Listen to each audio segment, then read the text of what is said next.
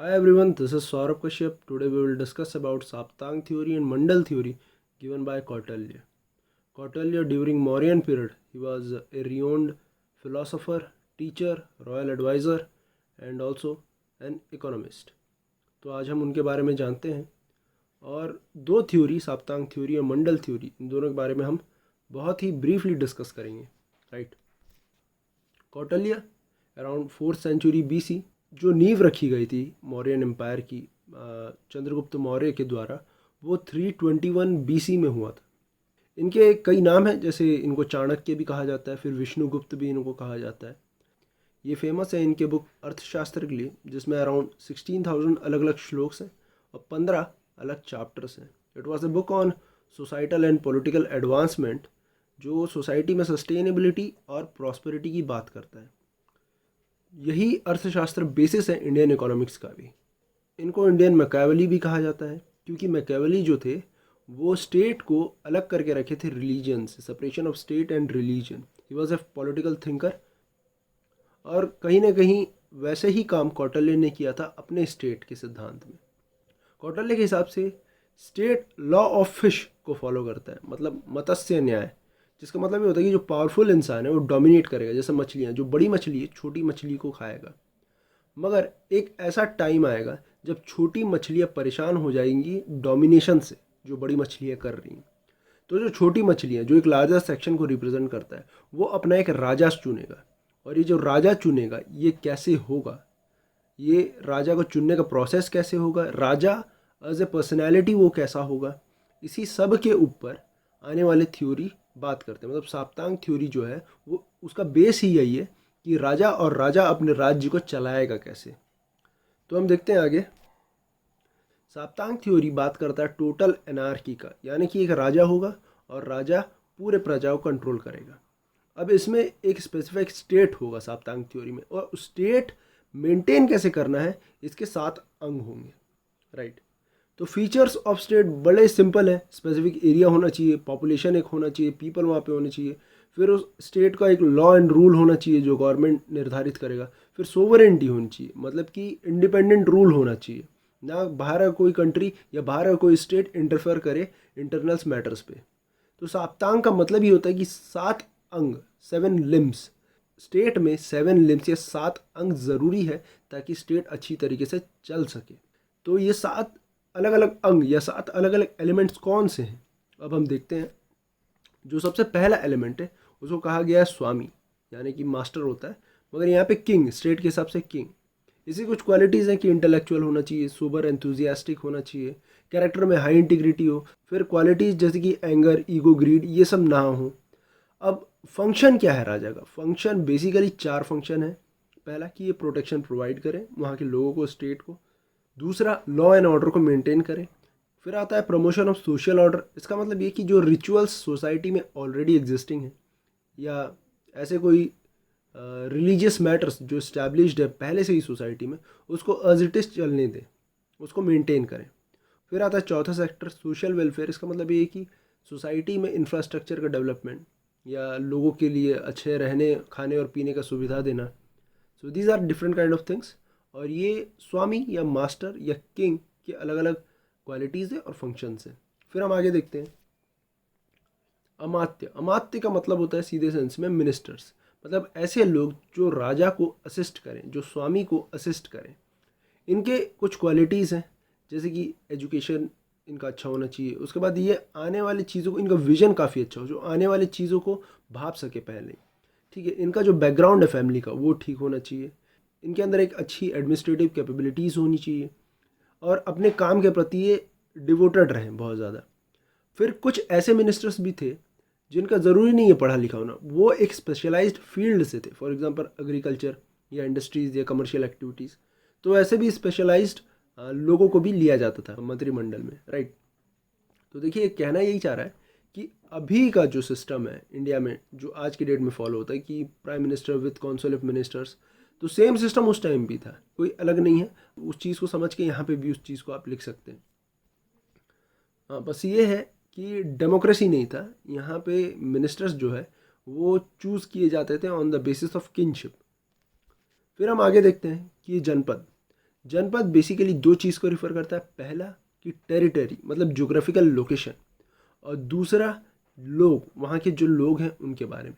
Territory यानी बड़ा simple चीज़ कि ऐसा जगह होना चाहिए जो कि लोगों के लिए हैबिटेबल हो, वहाँ पे एग्रीकल्चर हो, वहाँ पे पीने का पानी उपलब्ध हो, और ऐसा जगह नहीं होना चाहिए जो लोगों के लिए प्रॉब्लम क्रिएट करे। फॉर एग्जांपल कि रॉकी लैंड हो या बुशी काइंड ऑफ वेजिटेशन हो, डेजर्ट हो, ठीक है। फिर जगह उतना होना चाहिए उस टेरिटरी में जहाँ पे कैटल्स को भी इंसानों के साथ रखा जा सके, मतलब काऊ या मिल्च कैटल्स, और उसके साथ फिर लाइवलीहुड भी इंसानों के द्वारा कैरी आउट किया जा सके, और ग्राउंड जो है काफ़ी फर्टाइल होनी चाहिए। तो ये कुछ क्वालिटीज़ है टेरिटरी। फिर पीपल की बात आता है, तो पीपल ऐसे होने चाहिए, लोग ऐसे होने चाहिए जो अपने राजा के प्रति समर्पित हों और पेट्रोटिक होना चाहिए। उनके अंदर एक फीलिंग होनी चाहिए कि हाँ, मेरा जो राज्य है ये सर्वोपरि है, मैं उस राज्य के लिए कुछ भी कर सकता हूँ, इवन जान भी दे सकता हूँ। कौटिल्य का ये मानना था कि जो मेजॉरिटी है किसी भी स्टेट में, it should be comprised of two kind of people, एक है वैश्य और दूसरा शूद्र। वैश्य वो लोग होते थे जो बिजनेस से रिलेटेड रहते थे, और शूद्र होते थे लेबर क्लास। कौटिल्य का मानना था कि ये दोनों जो क्लास हैं, वैश्य और शूद्र, ये इकोनॉमिकली वेरी प्रोडक्टिव है और इन्हीं की बेसिस पे इकोनॉमी चलती है। तो एडमिनिस्ट्रेशन करने के लिए भले ही आप कम लोग को रखें, या फिर पूजा पाठ के लिए भले ही आप कम लोग को रखें, मगर ऐसे लोग को रखें जो इकोनॉमी चलाते हों। इसके बाद फिर अगला पॉइंट पे हम आते हैं, दुर्ग या किले। दुर्ग और किलों का इंपॉर्टेंस बहुत ज़्यादा होता है राजा के लिए प्रोटेक्शन करने के लिए। इसके दो मेन पर्पस हैं, एक तो प्रोटेक्शन और दूसरा ये बैकअप प्लान बनता है। इन केस अगर कहीं से हमला हो गया, हम प्रिपेयर्ड नहीं है, तो हम भाग के इन किलों पे जा सकते हैं। उस ज़माने में 4 अलग अलग टाइप के किलों का वर्णन हुआ था। It was described in 4 different types. जो पहला था वो था पर्वत, जो पहाड़ के ऊपर हुआ, हिल फोर्ट। दूसरा औदिक, औदिक जो पानी के इर्द गिर्द हुआ। तीसरा जो था वन दुर्ग, नाम से ही सिंपल सा पता चलता है कि जो जंगलों के अंदर हो। फिर चौथा है डेजर्ट फोर्ट या धन वन, मतलब जो रेगिस्तान या मरुस्थली में हो, राइट। देखिए, अगर पहाड़ है तो प्रोटेक्शन का काम करेगा। सिमिलरली अगर पूरे किले के आसपास अगर पानी है, जैसे आप देखे भी होंगे कई मूवीज़ में, अजमेर का किला जो है उसके साइड में कैनाल टाइप का है, उसमें पानी रहता था पहले, और उस पानी में क्या रहता था, मगरमच्छ, ताकि कोई भी आदमी जल्दी क्रॉस करके घुस ना पाए महल में। तो जो 2 फोर्ट है, एक हिल फोर्ट और वाटर फोर्ट, इसका मेन पर्पस होता था प्रोटेक्शन, और बाकी जो 2 हैं, फॉरेस्ट फोर्ट और डेजर्ट फोर्ट, तो इन दोनों का मेन पर्पस होता था बैकअप प्लान के लिए, या एस्केप रूट एक ये जनरेट करता था। इसके बाद हम आगे देखते हैं, कोष के बारे में कहा गया। कोष का सिंपल मतलब होता है ट्रेजरी, मनी। तो कुछ अलग अलग टाइप के टैक्सेस के बारे में उस ज़माने में बात किया गया था, जो कि ऐसा है 1/6 एग्रीकल्चरल टैक्स, एग्रीकल्चरल प्रोड्यूस का जो भी है उसका 1/6 राजा को देना है। साथ में मर्चेंडाइज और गुड्स, इसके जो भी ट्रेडिंग होते हैं, इसका 1/10 प्रॉफिट राजा को देना है, राइट। उस टाइम में इंडस्ट्रीज़ जो थे, बड़े बड़े इंडस्ट्रीज़, वो गवर्नमेंट के द्वारा रेगुलेटेड होते थे, और जो टैक्सेस भी थे वो टाइम के हिसाब से बढ़ाए जा सकते थे या कम किया जा सकता था। जैसे ड्रॉट ईयर कभी आ गया तो टैक्सेस को रिड्यूस किया जाता था, अगर लड़ाई होती है तो टैक्सेस को इंक्रीज़ किया जा सकता था। मनी क्यों हम, मतलब टैक्सेस अगर लेते भी थे तो ये पैसे का हम करते क्या थे, इसके बहुत से काम है। पहला तो डेवलपमेंटल वर्क है, उसके बाद फिर सैलरी को भी पे करना होता है। फॉर एग्जांपल कि आर्मी अगर रखें तो उनकी भी सैलरीज हमको देना है। तो ये 2-3 काम है। फिर टैक्सेस जो है या जो करेंसी है, ये डील किया जाता था गोल्ड और सिल्वर के फॉर्म में। तो ये बेसिक कोश है। फिर देखते हैं दंड। दंड वैसे तो 2 चीज़ को इम्प्लाई करता है, एक तो आर्मी है और साथ ही जस्टिस की बात भी करता है। तो 6 डिफरेंट टाइप्स ऑफ आर्मी बताया गया है। पहला है हेरिडेटरी फोर्सेस, जिसका हिंदी में मतलब होता है वंशानुगत सेना, राइट।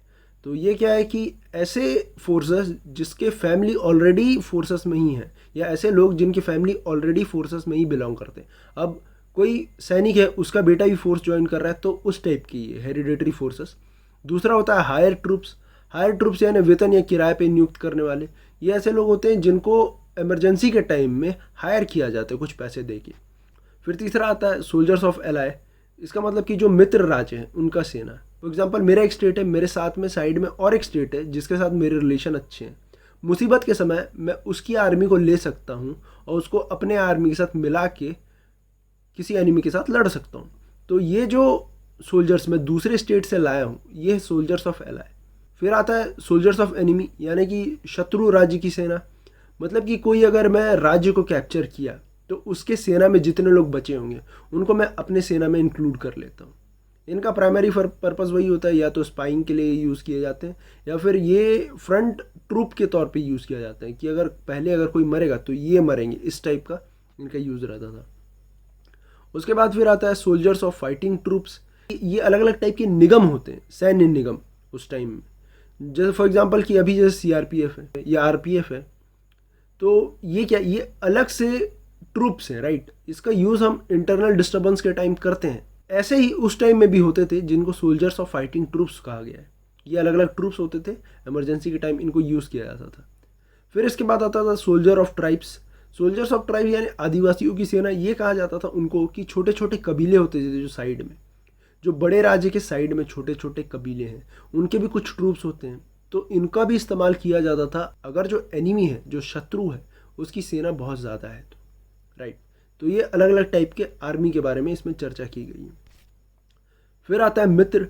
मित्र चाणक्य के हिसाब से दो किस्म के होते हैं। एक तो नेचुरल वो होते हैं जो ट्रेडिशनली मेरे मित्र हों, मतलब कि जिनके फोर फादर, ग्रैंडफादर, फादर सब ऑलरेडी मेरे मित्र हों, मेरे फैमिली से रिलेटेड हों, और इनके बच्चे भी अगर हो रहे हैं तो वो मेरे साथ दोस्त हो, तो ये नेचुरल फ्रेंड्स है, right.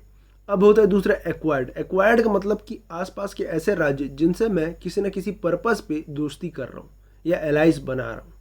So these are two kinds of friends, natural and acquired. फिर हम आगे देखते हैं, जो स्टेट का पार्ट है उसको बॉडी के पार्ट के साथ रिलेट किया गया है और यूटिलिटी के हिसाब से। जैसे स्वामी को माना गया है हेड, क्योंकि वो निर्णय लेता है। फिर अमात्य या मिनिस्टर्स। स्वामी जो है निर्णय किसके थ्रू लेता है, जो आंखों की तरह काम करते हैं, जो उसको राह दिखाते हैं, दुनिया दिखाते हैं, वो अमात्य हैं, मिनिस्टर्स हैं। पूरा स्टेट जो है चलता किस बेसिस पे है, पॉपुलेशन के बेसिस पे, वहाँ के लोगों के बेसिस पे। तो जनपद को लेग्स माना गया है। उसके बाद जब हम प्रोटेक्शन करते हैं, हम लड़ते हैं, तो हम लड़ेंगे किससे, दुर्ग से लड़ेंगे, यानी दुर्ग जो है, जो किले जो है, इनको हमारा हैंड्स माना गया है। फिर कोई भी चीज़ को ट्रेजरी लेता गया, रेवेन्यू जनरेट करता है, उसके बाद उस पैसे को लगाता है, इसलिए कोष को माउथ कहा गया है। फिर दंड यहाँ पे डिनोट करता है आर्मी को या जस्टिस को। इसको हम रिप्रेजेंट करते हैं ब्रेन से या मस्तिष्क से।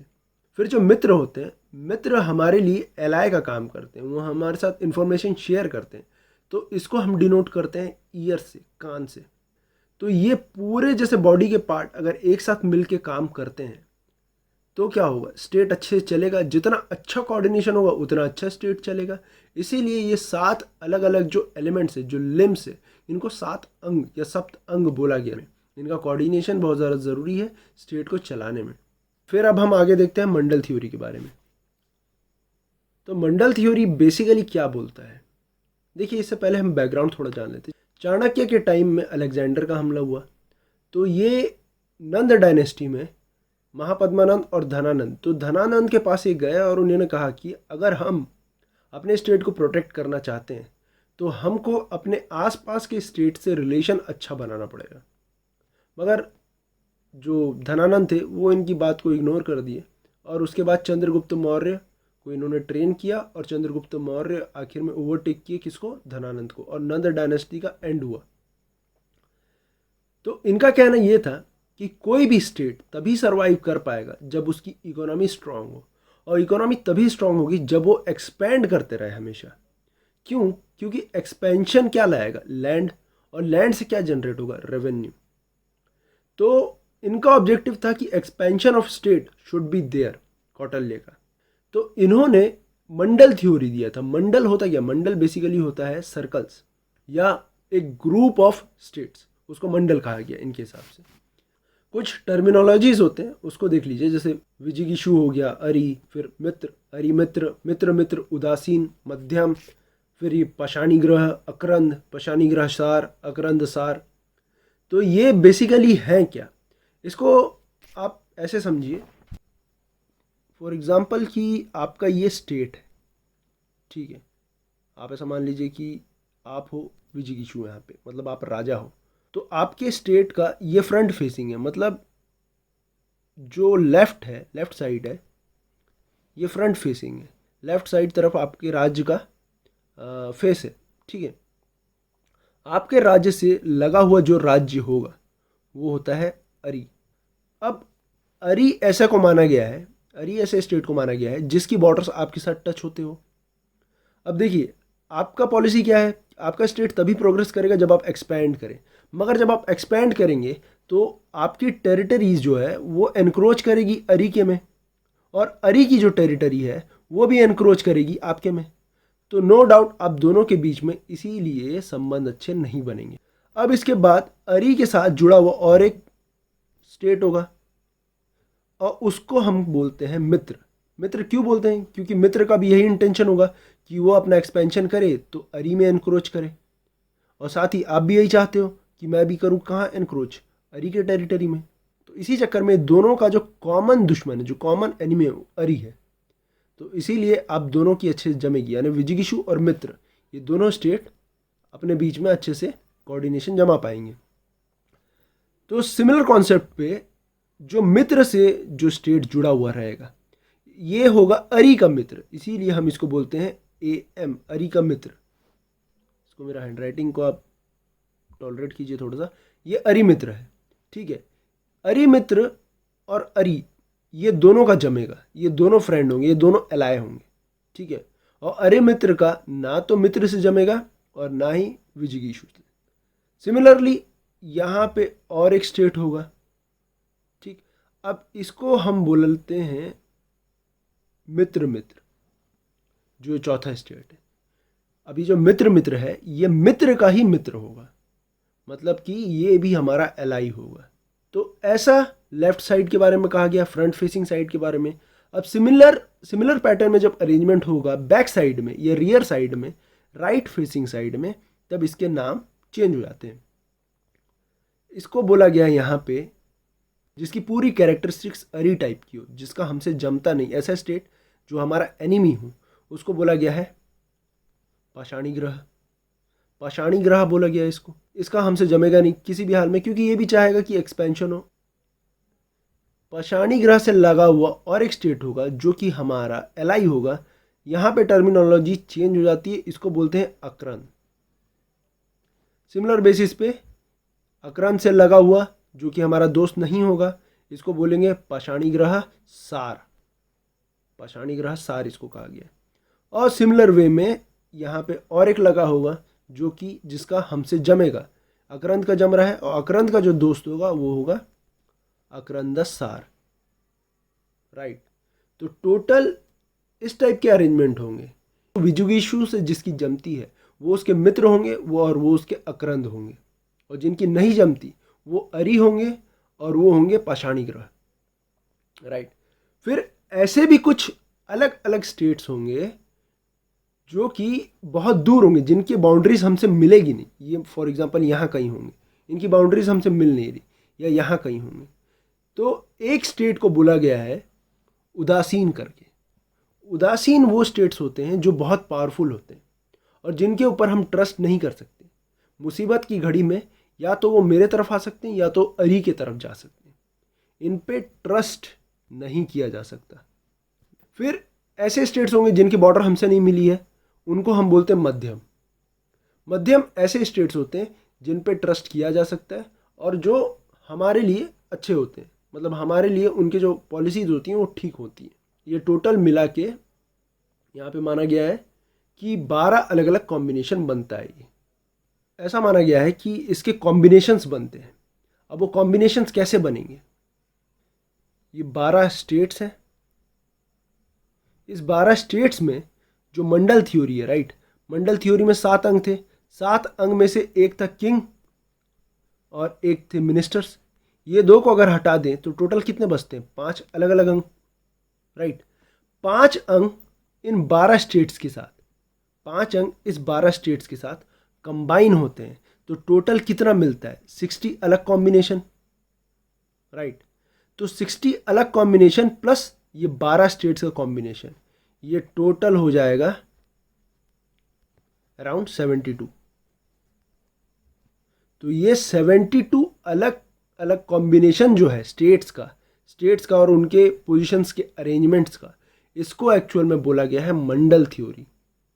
मंडल का मतलब होता है circle of states. I hope कि आपको ये सब चीज़ समझ में आया हो। ये टर्मिनोलॉजी से इसके थ्रू आप एक बार जाइएगा, समझिएगा, वही चीज़ लिखा है जो मैं आपको बताया। अच्छा, और विजिगिशु के 3 प्रॉपर्टीज़ के बारे में पूछा गया है।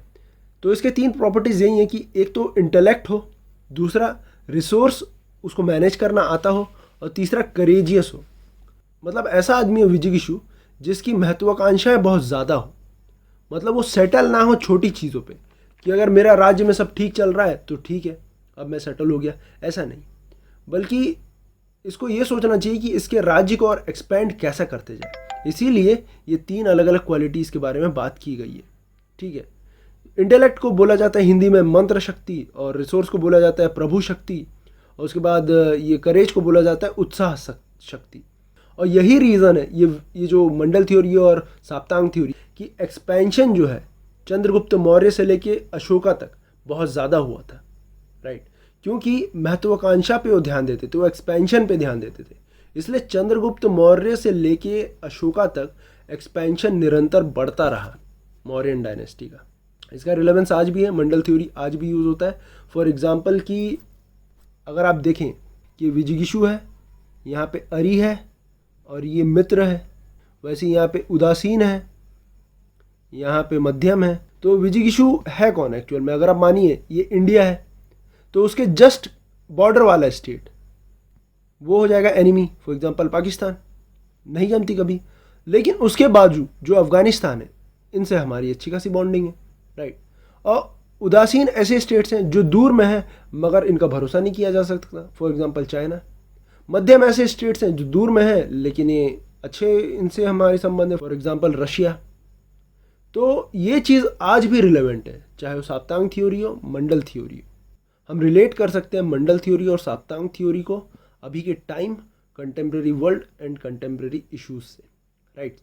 सो having said that, thank you, stay healthy, stay positive, and stay energetic, right?